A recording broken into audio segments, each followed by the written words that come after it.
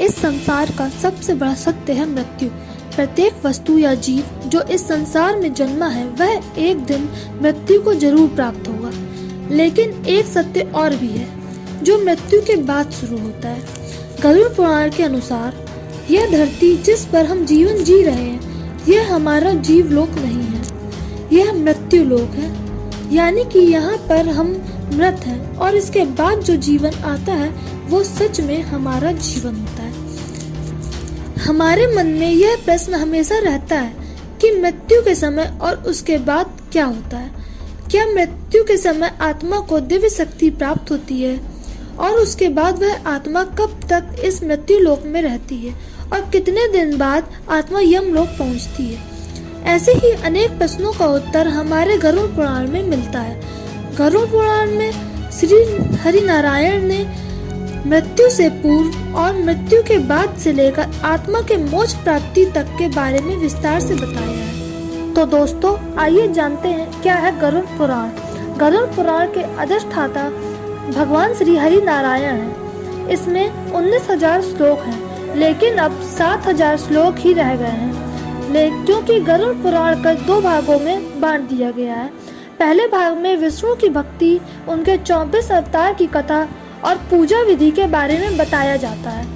दूसरे भाग में प्रेत कल्प और कई तरह के नरकों का वर्णन किया गया है। मनुष्य के मरने के बाद क्या गति होती है, किन किन योनि में जन्म लेना पड़ता है, क्या प्रेत योनि में जाने के बाद उससे मुक्ति पाई जा सकती है, पिंडदान कैसे और क्यों करना जरूरी है, श्राद्ध और मोक्ष कैसे प्राप्त होता है। इन सभी प्रश्नों का उत्तर विस्तार से गरुड़ पुराण में मिलता है। भगवान विष्णु के वाहन गरुड़ देव है। एक बार गरुड़ देव ने विष्णु जी से मृत्यु के बाद आत्मा की स्थिति को लेकर प्रश्न पूछा कि मृत्यु के बाद आत्मा कहाँ जाती है, जिसका उत्तर भगवान विष्णु ने गरुड़ पुराण में दिया। गरुड़ पुराण के अनुसार मृत्यु से कुछ समय पूर्व आवाज चली जाती है और एक दिव्य दृष्टि प्राप्त होती है। दिव्य दृष्टि प्राप्त होने पर मनुष्य सारे संसार को एक रूप में देखने लगता है। उसकी सारी इंद्रियां शिथिल पड़ जाती हैं। गरुड़ पुराण के अनुसार मृत्यु के समय 2 यमदूत आते हैं। उनके भय से अंगूठे के बराबर जीव हाहा की आवाज करते हुए मृत शरीर से बाहर निकलता है। यमराज के दूत जीवात्मा के गले में पास बांधकर उसे यमलोक में ले जाते हैं। इसके बाद जीव का सूक्ष्म शरीर यमदूत से डरता हुआ आगे बढ़ता है। मृत्यु का रास्ता अंधेरा और गर्म बालू से भरा रहता है। यमलोक पहुंचने पर प्राणी जीव को उसके कर्मों अनुसार यातना दी जाती है।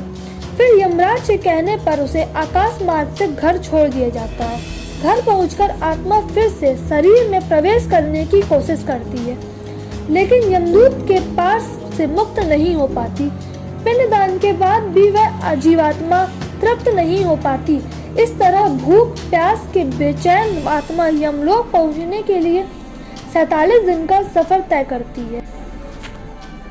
गरुड़ पुराण के अनुसार यदि पापात्मा के पुत्र परिजन पिंडदान नहीं देते हैं तो वह प्रेत रूप में हो जाती है और लंबे समय तक इसी मृत्यु लोक में सुनसान जंगल में रहती है। इसलिए मनुष्य की मृत्यु के 10 दिन तक पिंडदान जरूर करना चाहिए। पिंडदान के रोज 4 भाग होते हैं। इसमें 2 भाग पंच महाभूत देह को पुष्टि देने वाले होते हैं, तीसरा भाग यमदूत का और चौथा भाग आत्मा का होता है। शव को जलाने के बाद पिंड से अंगूठे के बराबर एक शरीर उत्पन्न होता है। यमलोक के मार्ग में शुभ अशुभ फल को भोगता हुआ यह आगे बढ़ता है। पहले दिन पिंडदान से सिर, दूसरे दिन से गर्दन और कंधे, तीसरे दिन से हृदय, चौथे दिन से पीठ, 5वें दिन से नाभि, 6वें दिन से कमर और 7वें दिन से गुप्तांग, 8वें दिन से पैर, 9वें और 10वें दिन से भूख और प्यास उत्पन्न होती है और उसे चलने की शक्ति मिलती है। ऐसे पिंड शरीर को धारण कर भूख प्यास से व्याकुल प्रेत 11वें और 12वें दिन का भोजन करता है। 13वें दिन यमदूतों द्वारा आत्मा को बंदर की तरह पकड़ा जाता है। उसके बाद प्रेत भूख प्यास से तड़पता हुआ अकेला जाता है। यमलोक तक पहुंचने के लिए उसे वैतरणी नदी को पार कर जाना पड़ता है। वैतरणी नदी का रास्ता 86,000 योजन का होता है। एक योजन करीब करीब 13 किलोमीटर का होता है।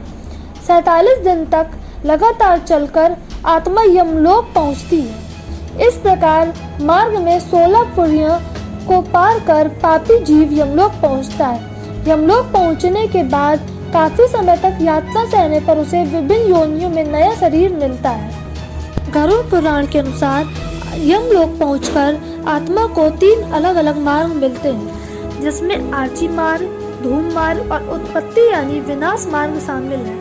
आर्ची मार्ग वह मार्ग है जो निष्पाप जीवात्मा को ब्रह्मलोक ले जाता है। धूम मार्ग वह मार्ग है जो आत्मा को पितृलोक की ओर ले जाता है और उत्पत्ति यानी विनाश मार्ग वह मार्ग है जो पापी आत्मा को नरक की ओर ले जाता है। दोस्तों, यदि आपको हमारी वीडियो अच्छी लगी हो तो इसे लाइक कर दें और इतना शेयर करें कि लोगों को पता लग जाए कि मृत्यु के बाद आत्मा के साथ क्या क्या होता है। और मिस्टीरियस मुस्कान को जरूर सब्सक्राइब करें।